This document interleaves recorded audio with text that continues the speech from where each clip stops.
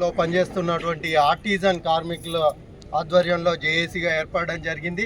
రాష్ట్ర వ్యాప్తంగా జిల్లా కమిటీలు ఏర్పాటు చేయడం జరుగుతూ ఉంది. దాంట్లో భాగంగా జెన్కో కమిటీ ఆధ్వర్యంలో కేటీపీపీ పవర్ ప్లాంట్ ముందు ఈ నిరసన కార్యక్రమం అదేవిధంగా కమిటీ వేయడానికి రావడం జరిగింది. దీని ముఖ్య ఉద్దేశము గత ప్రభుత్వము కాంట్రాక్ట్ ఎంప్లాయీస్ని అందరినీ పర్మనెంట్ చేస్తా అని మోసం చేయడం జరిగింది.